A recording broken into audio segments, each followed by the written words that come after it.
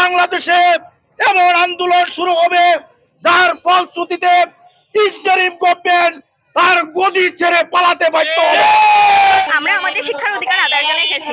আমরা বাংলাদেশের নাগরিক, আর শিক্ষা একটি মৌলিক অধিকার। শিক্ষা হচ্ছে সকলের মানবাধিকার এবং আমরা সবাই বাংলাদেশি। তাহলে যদি সরকারি স্কুলের শিক্ষার্থীরা বৃত্তি পরীক্ষা দিতে পারে, তাতে পারবে না রাষ্ট্র, তাহলে এই বৈষম্য কেন? আমরা এখানে এসেছি শিক্ষার অধিকার আদায়ের জন্য।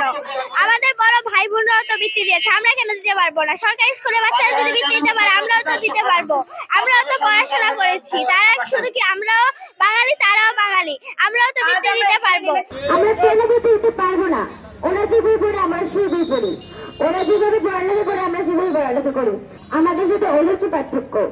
বরাবরের মতো এবারও আমরা পঞ্চম শ্রেণীতে প্রাথমিক বৃত্তি পরীক্ষা দিতে চাই, কিন্তু কেন আমাদের এটা থেকে বঞ্চিত করা হবে?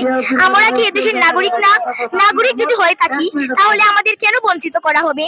আমরা চাই না যে এটা থেকে বঞ্চিত হই। আমরা দেখেছি 2024 সালে ছাত্ররা রাস্তায় নেমেছিল বৈষম্য দূর করতে, কিন্তু এবারও কেন এই বৈষম্যটা আবার হবে? সরকারি উদ্যোগে একটা বৃত্তি পরীক্ষার আয়োজন করা হচ্ছে, সেখানে কিন্ডারগার্টেনে পড়ে বলে এই বাচ্চাগুলো অংশগ্রহণ করতে পারবে না। তো আজকের বাচ্চা যদি আগামী দিনের ভবিষ্যৎ হয়ে থাকে, আমার কথা হলো কিন্ডারগার্টেনে যারা পড়ে এরা কি দেশ এবং জাতি গঠনের ভূমিকা পালন করবে না? সেই জন্য আমি চাই এই শিক্ষায় বৈষম্য না হয়, সবার জন্য শিক্ষা সমানভাবে হোক।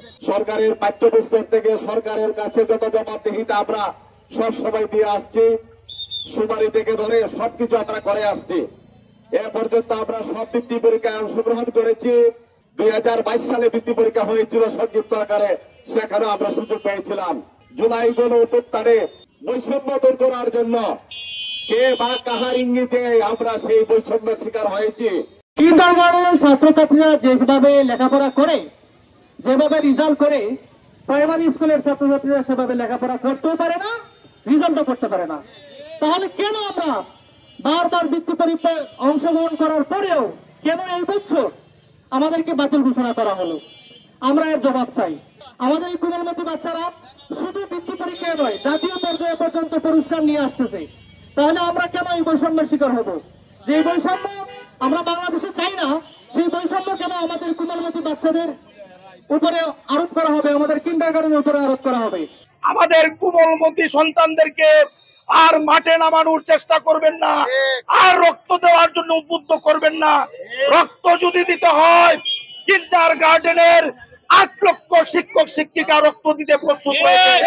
গত 17 জুলাই একটি অবৈধ এবং অমানবিক পরিপত্র জারি করেছে।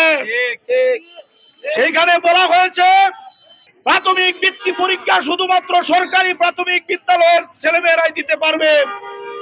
কিন্ডারগার্টেনে যে সমস্ত ছাত্রছাত্রী পড়াশোনা করে তারা নাকি বৃত্তি পরীক্ষায় অংশগ্রহণ করার উপযোগী নয়।